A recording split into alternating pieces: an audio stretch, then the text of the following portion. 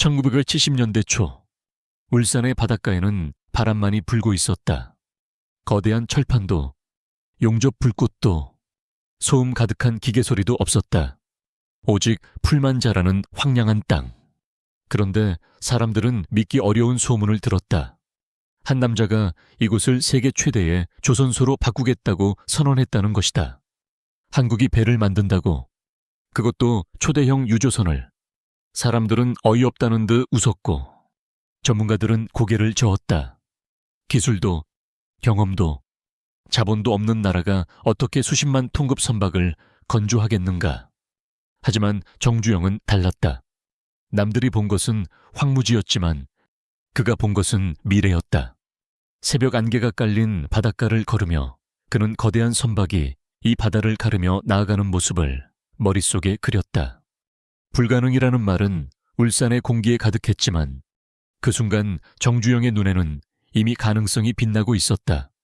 사람들의 비웃음이 그의 발걸음을 멈추게 하지 않았다. 오히려 그 비웃음은 그를 더욱 단단하게 만들었다. 이렇게 모두가 불가능이라 말하던 땅에서 한 사람의 선언이 울려 퍼졌다. 우리는 해낼 수 있다. 그것이 울산의 새벽을 깨운 첫 번째 울림이었다. 그 시절 한국은 여전히 가난해서 벗어나지 못하고 있었다.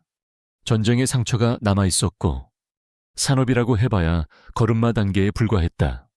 사람들은 하루 벌어 하루를 살았고 큰 꿈을 말하는 것은 사치처럼 들렸다. 정주영이 조선소 이야기를 꺼내자 주변은 술렁였다. 자동차도 겨우 만들기 시작했는데 배라니 외국 기술자 없이 가능하겠어. 그 돈이면 차라리 도로를 더 깔지. 의심은 곧 조롱으로 바뀌었다. 어떤 이들은 노골적으로 비웃었고 어떤 이들은 속으로 또 허풍 떠는구나라며 고개를 저었다. 문제는 이 불안이 국민 전반으로 퍼졌다는 것이다. 우리는 안 된다는 마음, 한국인은 그만한 능력이 없다는 자체, 그 생각이 깊게 뿌리내리며 사람들을 움츠러들게 했다. 대부분은 현실의 벽 앞에서 스스로를 가두었다. 해외 언론조차 한국이 거대한 배를 직접 건조한다는 건 웃을 일이라고 보도했다. 불신은 국내를 넘어 세계로 확산됐다.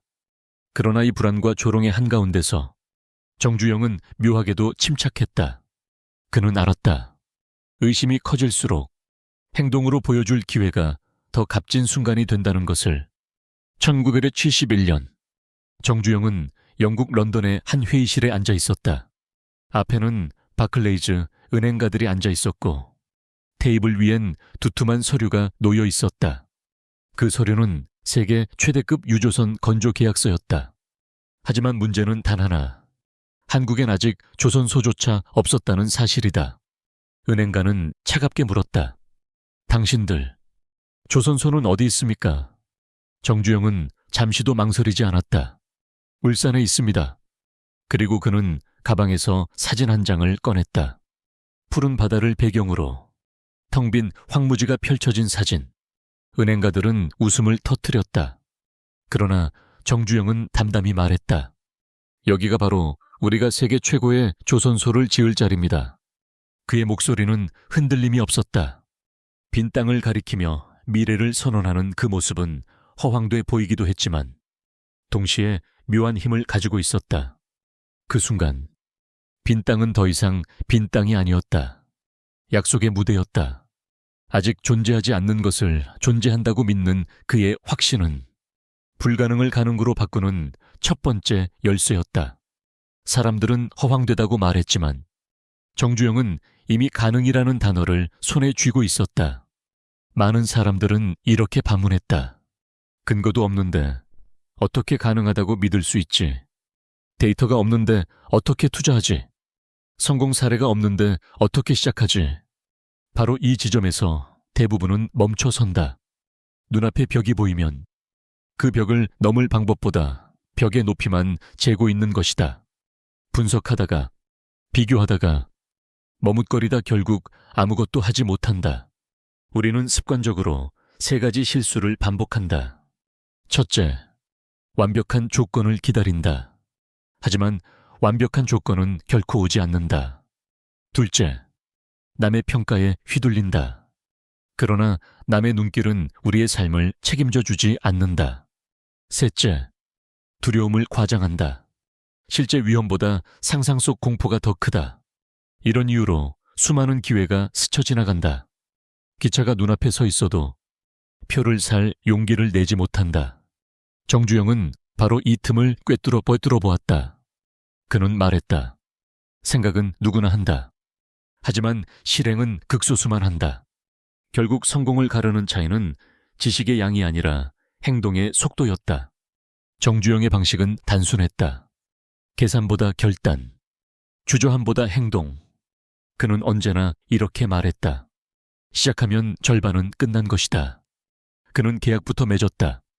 조선소가 완공되기 전, 선박이 완성되기 전, 먼저 세계 최대 유조선 2척을 수주했다. 상식적으로는 말이 안 되는 일이었다. 없는 공장에서 어떻게 배를 만들겠는가? 네 사람들은 다시 고개를 저었다. 하지만 정주영은 머뭇거리지 않았다. 계약은 곧 약속이었고, 약속은 반드시 지켜야 할 운명이었다. 그는 약속을 지키기 위해 울산의 땅을 파고, 철을 쌓고, 사람을 모았다. 이것이 바로 그의 무기였다. 머릿속에서만 도는 생각이 아니라 세상을 움직이는 실행. 그는 누구보다 빨리 결단했고 누구보다 강하게 밀어붙였다. 사람들은 데이터와 논리에 갇혀 있었지만 정주영은 행동으로 모든 논리를 압도했다. 불가능이라는 단어조차 그의 손에서는 무력해졌다. 결국 계산이 이길 것 같았던 시대에 그는 증명했다. 행동이 생각을 이긴다. 정주영이 보여준 기적은 거대한 철판이나 거창한 설계도에서 비롯되지 않았다. 그가 지켜온 몇 가지 단순한 원칙에서 시작됐다. 첫째, 결정은 24시간 안에. 그는 고민을 길게 끌지 않았다. 기회가 보이면 하루 안에 결단을 내렸다. 오늘 내리지 못한 결정은 내일이 되면 이미 늦을 수 있다는 걸 알았기 때문이다. 둘째, 실행은 72시간 안에. 결정을 내렸다면 반드시 사흘 안에 행동으로 옮겼다. 전화 한 통, 계약서 한 줄, 삽 한 번이라도, 작더라도 행동이 시작돼야 불가능이 가능으로 옮겨간다. 셋째, 실패는 학습이다. 그는 실패를 두려워하지 않았다.